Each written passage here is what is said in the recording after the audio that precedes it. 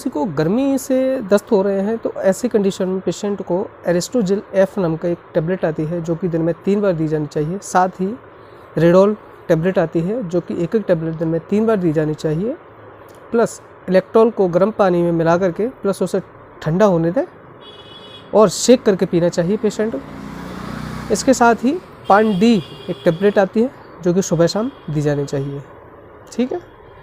अच्छा, कोई पेशेंट है जिसको फूड पॉइजनिंग के कारण या बैक्टीरियल इन्फेक्शन के कारण दस्त हो रहे हैं तो ऐसी कंडीशन में पेशेंट को आइसोमेक एस नाम का एक कैप्सूल आता है जो कि दिन में 3 से 4 बार दी जाना चाहिए। प्लस एक नोराजिल टेबलेट आती है जो कि दिन में 2 बार दी जानी चाहिए। प्लस एक स्पोरोलेक की एक टेबलेट आती है जो कि दिन में 1 बार दी जानी चाहिए। यह तीनों टेबलेट कॉम्बिनेशन है ये फूड पॉइजनिंग और बैक्टीरियल इन्फेक्शन के लिए। सेकंड पॉइंट है, किसी को लीवर से संबंधित है, अतिसार हो रहे हैं यानी कि डायरिया है लीवर साइरोसिस के कारण, तो ऐसी कंडीशन में पेशेंट को लैक्टोसिन नाम का पाउडर भी आता है, इंजेक्शन भी आता है जो कि अकॉर्डिंग टू द पेशेंट और डॉक्टर कंसल्ट द्वारा दिया जाना चाहिए। वैसे 1 से 2 सचेट सुबह खाली पेट दी जाने चाहिए। कोई पेशेंट है जिसको डिहाइड्रेशन है ना, तो ऐसी कंडीशन में पेशेंट को इलेक्ट्रॉल दी जाना चाहिए या यदि ज़्यादा डिहाइड्रेशन है तो बॉडी को RL या D5 5% में मल्टीविटामिन डाल के प्लस IV बैक्टीरियल इन्फेक्शन से बचने के लिए IV मिकासिन लगाना चाहिए। प्लस यदि उसको नोज़िया वॉमिटिंग और हेडेक हो रहा है तो IM यानी बटक में एस्टामेंटल का 1 ml में इंजेक्शन आता है जो कि IM लगाना चाहिए।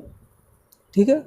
साथ ही कोई पेशेंट है जिसको हृदय से संबंधित भी यह रोग है तो उस कंडीशन में कोरामिन की 15 से 20 बूंद पानी मिला करके सुबह शाम देनी चाहिए। कोई पेशेंट है जिसको कॉलेरा से संबंधित यह रोग है तो मैंने आपको बता ही दिया है 5% डेक्सट्रोज लगा के उसमें 10 ml MVA इंजेक्शन डाल के IV 500 mg में इंजेक्शन लगाना है।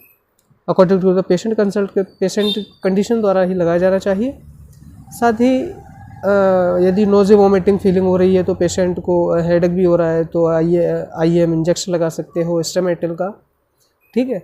लेकिन इसमें पल्स रेट भी देखी जाती है। पल्स रेट उसकी हाई है तो नॉर्मल करने के लिए RL या डेक्सट्रो जो वाटर दे रहे हो आप उसे स्लो पहले फास्ट करना है, स्लो नहीं, पहले फास्ट देना है। फिर जो पल्स रेट है वो नॉर्मल हो जाए तो उसके बाद में जो ड्रिप आप दे रहे हो उसे स्लो कर दिया जाना चाहिए जिससे पेशेंट ठीक रहे। ठीक है, उसे जल्दी रिलीफ मिले।